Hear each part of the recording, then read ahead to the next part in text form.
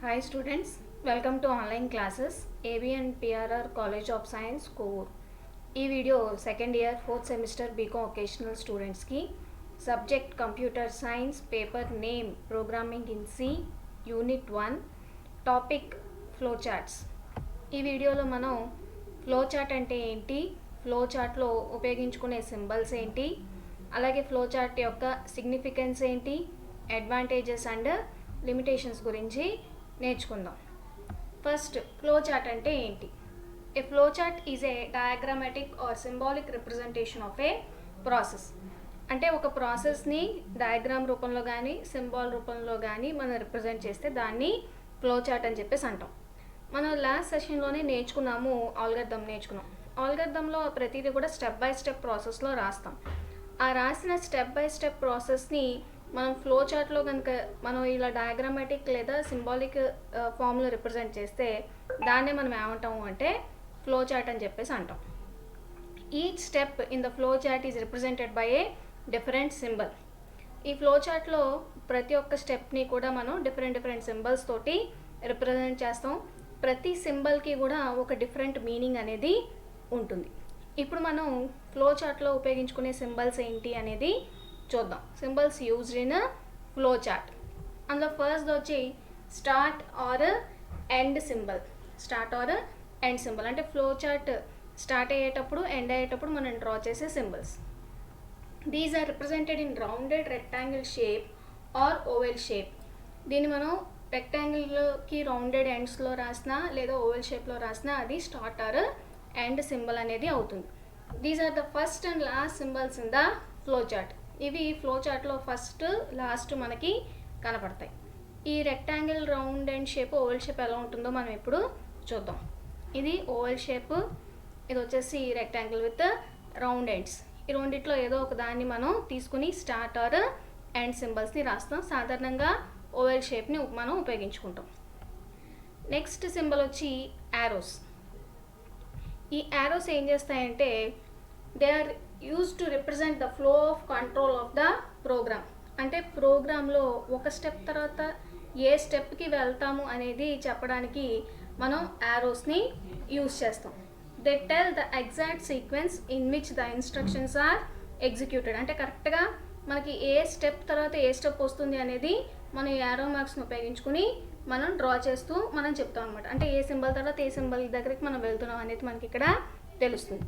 ఈ యారోస్ అన్నీ కూడా డిఫరెంట్ యారోస్ని మనం రిప్రజెంట్ చేస్తాం. Down arrow, up arrow, left, right, ఇలా 4 రకాల యారోస్ని ఉపయోగించుకుని అంటే డైరెక్షన్స్ ఇస్తూ ఎటు పక్క నుంచి అయినా ఎటు పక్కకి మనకి ఆ ఫ్లో చార్ట్ యొక్క ఫ్లో అనేది ఎటు పక్క వెళ్తుంది అనేది మనం చెప్తూ ఉంటాం. నెక్స్ట్ సింబల్ వచ్చి processing step. It is represented in rectangle. రెక్టాంగిల్లో మనం ప్రాసెసింగ్ స్టెప్ని రిప్రజెంట్ చేస్తాం.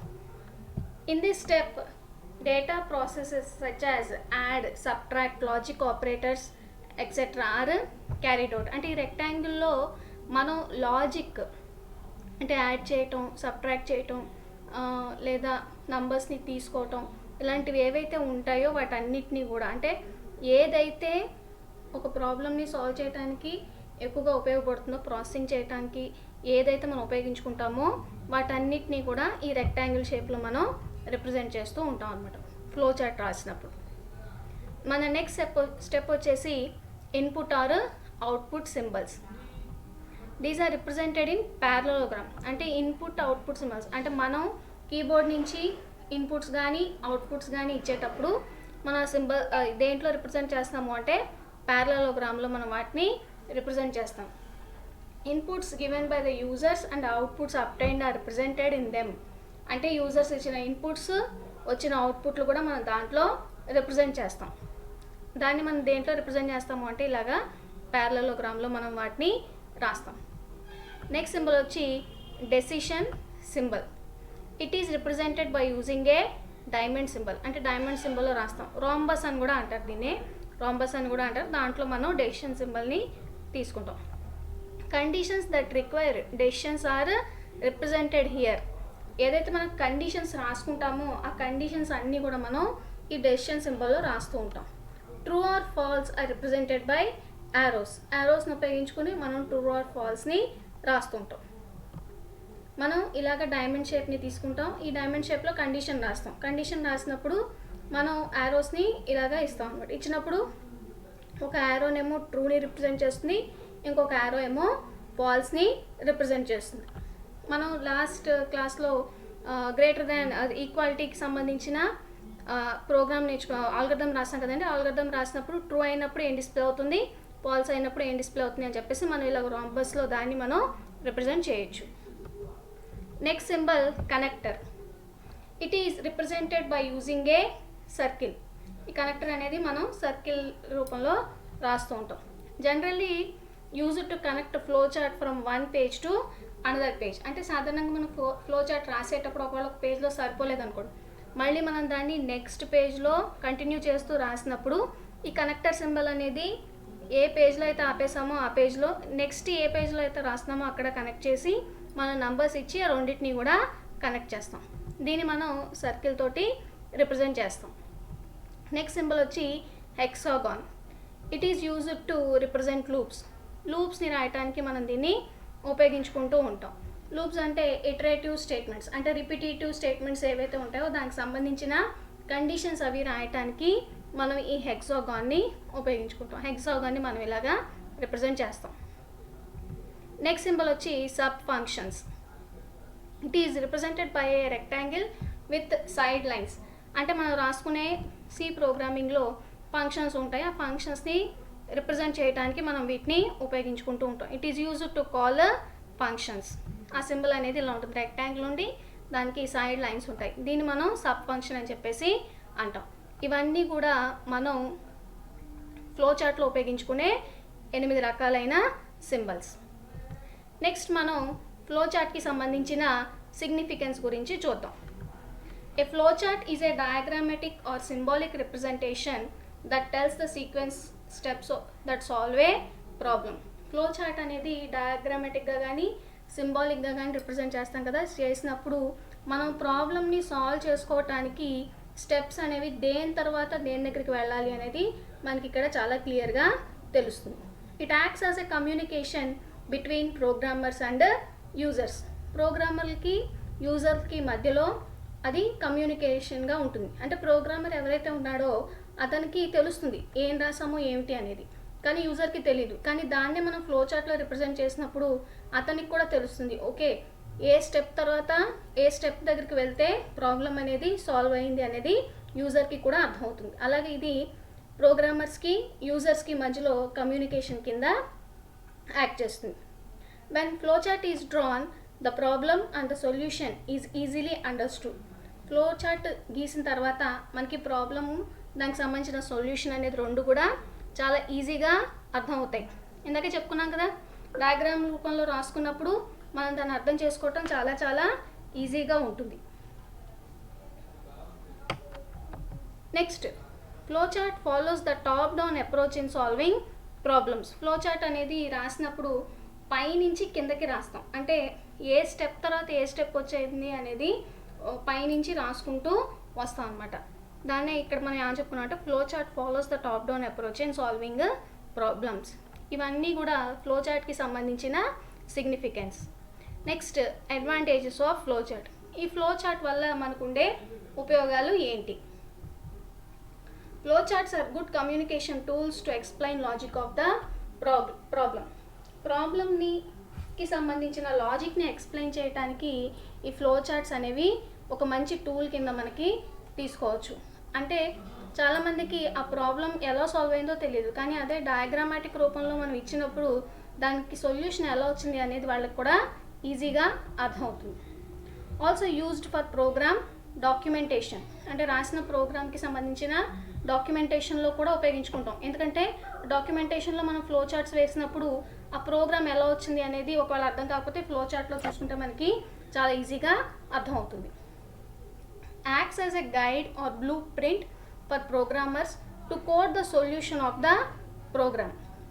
ఇది ప్రోగ్రామర్స్కి కూడా ఒక గైడ్గా కానీ లేదా బ్లూ ప్రింట్గా కానీ అది పనిచేస్తుంది. ఎందుకంటే వాళ్ళు ఏదైతే ఈ ఆల్గరిథంని కానీ ఫ్లో చార్ట్ని కానీ ఉపయోగించుకుని ఆ కోడ్ని వాళ్ళు ఎటువంటి ప్రోగ్రామింగ్ లాంగ్వేజ్లో అయినా సరే ఈజీగా ఇంప్లిమెంట్ చేయడానికి ఇది బాగా ఉపయోగపడుతుంది అనమాట. Use it to debug programs that have errors. అంటే ఒకసారి మనం ఫ్లో చార్ట్లో డయాగ్రమాటిక్గా రిప్రజెంట్ చేసిన తర్వాత మనం చూసుకునేటప్పుడు ఆల్గరిథంలో కూడా దొరకని మిస్టేక్స్ అన్నీ కూడా మనం ఇక్కడ సరి చేసుకునే అవకాశం ఉంటుంది. అంటే ఆల్గరిథంలో పొరపాటు మనం ఒక స్టెప్ కిందది పైకి పైకి కిందకి రాసినా మనం ఫ్లో చార్ట్ వేసుకున్నప్పుడు మనకు మిస్టేక్ లేదా ఎర్రర్ అనేది చాలా ఈజీగా తెలుస్తుంది. ఇవన్నీ కూడా ఫ్లో చార్ట్కి సంబంధించిన అడ్వాంటేజెస్. నెక్స్ట్ ఫ్లో చార్ట్కి సంబంధించిన లిమిటేషన్స్ అంటే డిసడ్వాంటేజెస్ ఏంటి? Drawing flow charts is time consuming activity. Flow చార్ట్స్ని డ్రా చేయటం అనేది ఎక్కువ టైంని తీసుకుంటుంది. నిజమే కదా, ఏది మనం ఆల్గరిథంలో రాసుకున్నప్పుడు ఏ స్టెప్ని మనం ఏ దాంట్లో అంటే ఏ సింబల్లో మనం దాన్ని పెడితే ఏం వస్తుంది, నెక్స్ట్ ఆ ఫ్లో అనేది ఎటుపక్క నుంచి ఎటుపక్కకి వెళ్తుంది, ఇవన్నీ డ్రా చేయటం కూడా ఎక్కువ టైంని తీసుకుంటుంది. Flow chart of complex program becomes complex and confusing. అంటే ఒక్కొక్కసారి మనం రాసుకున్న ప్రోగ్రాంలో ఎక్కువ లూప్స్ ఉన్నా, ఇటరేషన్స్ ఉన్నా, ఒక చోట నుంచి ఇంకో చోటకి వెళ్ళవలసి వచ్చిన అలాంటప్పుడు ఫ్లో చార్ట్ డ్రా చేయటం కొంచెం కష్టంగా ఉంటుంది, పైగా కన్ఫ్యూజింగ్గా కూడా ఉంటుంది. A little bit of alteration in the solution may require redrawing of flow chart. ఒకవేళ మనం ఆల్గరిథం రాసుకున్నప్పుడు ఏదైనా మార్పులు చేర్పులు చేస్తే మళ్ళీ ఫ్లో చార్ట్ అంతటిని కూడా మనం ఏం చేయాలంటే రీడ్రా చేయాలి. అంటే ఇంతకుముందు డ్రా చేసిన ఫ్లో చార్ట్ అనేది పనికిరాదు. మళ్ళీ మనం కొత్తగా ఏదైనా మార్పులు చేర్పులు చేస్తే దానికి సంబంధించింది అంతా కూడా మళ్ళీ మనం రీడ్రా చేయవలసి వస్తుంది. ఇవన్నీ కూడా ఫ్లో చార్ట్కి సంబంధించిన disadvantages. Next sum of two నంబర్స్కి సంబంధించిన ఫ్లో చార్ట్ని డ్రా చేసాము, చూడండి. ఫస్ట్ స్టార్ట్స్ అండ్ ఎండ్ సింబల్ని ఓవెల్ షేప్లో డ్రా చేసుకుంటామని చెప్పాం కదా, దాన్ని మనం ఓవెల్ షేప్లో డ్రా చేసి స్టార్ట్ అని చెప్పి రాసాం. Next read A read B రెండు కూడా ప్యారలలోగ్రామ్లో రాసాం. ఎందుకని ఈ రెండు కూడా మనం ఇచ్చే ఇన్పుట్స్ కాబట్టి రీడ్ ఏ రీడ్ బి అని చెప్పేసి రాసాం. ఆ రెండు కూడా ప్యారలలోగ్రామ్లో రిప్రజెంట్ చేసాం. ప్యారలలోగ్రామ్ అనేది ఇన్పుట్ ఆర్ అవుట్పుట్ సింబల్స్ని చెప్తుంది. నెక్స్ట్ చూడండి, నెక్స్ట్ వచ్చేసి sum is equal to A plus B. దీన్ని మనం దేంట్లో రాసాము, ప్రాసెసింగ్ సింబల్ రెక్టాంగిల్లో రాసాం. రెక్టాంగిల్లో చెప్పాం కదా, ప్రోగ్రామ్కి సంబంధించిన ఏదైతే లాజిక్ ఉంటుందో లాజిక్ని ఆ రెక్టాంగిల్లో రాస్తాము అని చెప్పేసి, కాబట్టి sum is equal to A plus B అని చెప్పేసి రాసాం. నెక్స్ట్ దాంట్లో ఏమన్నా రాసాం, ప్రింట్ సమ్ అనేది అవుట్పుట్ కాబట్టి దాన్ని కూడా మనం దేంట్లో రిప్రజెంట్ చేసాం, ప్యారలలోగ్రామ్లో రిప్రజెంట్ చేసాం. మనం తీసుకున్నది సమ్ ఆఫ్ టూ నెంబర్స్ కాబట్టి రెండు నెంబర్స్ని తీసుకుని యాడ్ చేసి దాని వచ్చిన రిజల్ట్ని కూడా ప్రింట్ చేస్తాం కాబట్టి చివరిలో మనం ఎండ్ అని చెప్పేసి రాసాం. ఈ ఫ్లో చార్ట్లో మనం సింబల్స్ అన్నీ ఒక్కదాని తర్వాత ఒకటి రాసినా దేని తర్వాత ఏది వస్తుందో చెప్పడానికి ప్రతి సింబల్కి మధ్యలో మనం యారో మార్క్ని ఉపయోగించాం. చూడండి, ఆ యారో అనేది మనకి ఆ flow of the flow chart అనేది చెప్తుంది, అంటే దేని తర్వాత ఏంటి అనేది చెప్తుంది. ఇది సమ్ ఆఫ్ టూ నెంబర్స్కి సంబంధించిన flow chart. Next greatest of two నెంబర్స్కి సంబంధించిన ఫ్లో చార్ట్ని చూద్దాం. అంటే ఒక రెండు నెంబర్స్ని ఇచ్చి ఆ రెండు నెంబర్స్లో ఏది గ్రేట్ అనేది మనం చూద్దాం. ఇక్కడ కూడా స్టార్ట్ సింబల్ని మనం ఓవెల్ షేప్లో ఇచ్చాం. ప్యారలలోగ్రామ్లో ఇన్పుట్ ఏ కామా బి అంటే ఏ వాల్యూని బి వాల్యూని రెండింటిని కూడా ఒకేసారి మనం ఇన్పుట్ రీడ్ చేయమని చెప్పేసి అడిగాం. నెక్స్ట్ స్టెప్లో మరి గ్రేటెస్ట్ ఆఫ్ టూ నెంబర్స్ అన్నాం కాబట్టి కండిషన్ రాస్తాం కదా, ఆ కండిషన్ ఏకి బికి మధ్యలో రాస్తాం. అందుకని ఏ గ్రేటర్ దాన్ బి అనేది మనం దేంట్లో పెట్టాం, రాంబస్ అదే డైమండ్ షేప్లో ఉండే డెసిషన్ సింబల్లో మనం దాన్ని ప్లేస్ చేసాం.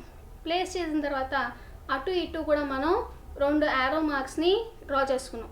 చూసారు కదా, ఒకటి ఎస్ అని నో అని, ఎస్ అంటే ట్రూ అని, నో అంటే ఫాల్స్ అని. ఇప్పుడు ఇచ్చిన కండిషన్లో మనం ఇచ్చిన వాల్యూస్ని బట్టి ట్రూ అయితే ఏం ప్రింట్ అవుతుంది, ఏ ఈజ్ గ్రేటర్ అని ప్రింట్ అవుతుంది. అంటే ఎస్ వైపు ఉన్న ఏ ఈజ్ గ్రేటర్ అని ప్రింట్ అయ్యి మనం ఆ ప్రోగ్రామ్ నుంచి బయటకు వచ్చేస్తాం. ఒకవేళ ఏ గ్రేటర్ అని బి మనం ఇచ్చిన వాల్యూస్ కనుక ఫాల్స్ అయింది అనుకోండి, అంటే నో వైపుకి వస్తాం. నో వైపుకి వచ్చినప్పుడు అప్పుడు ఏం ప్రింట్ అవుతుంది, బి ఈజ్ గ్రేటర్ అని చెప్పి ప్రింట్ అవుతుంది, మనం ప్రోగ్రాంలోంచి బయటకు వచ్చేస్తాం. మీరు కనుక జాగ్రత్తగా గమనిస్తే ఇందాక మనం రాసుకున్న ఆల్గరిథమ్స్ కంటే ఈ ఫ్లో చార్ట్స్లోనే మనకు ప్రాబ్లం ఏంటి, దాని సొల్యూషన్ ఏంటి అనేది చాలా ఈజీగా మనకి ఇక్కడ అర్థమవుతుంది. ఓకేనామా, ఈ వీడియోలో మనం ఫ్లో చార్ట్లో ఉపయోగించుకునే సింబల్స్, వాటి యొక్క సిగ్నిఫికెన్స్, అడ్వాంటేజెస్, లిమిటేషన్స్ని చూసాం.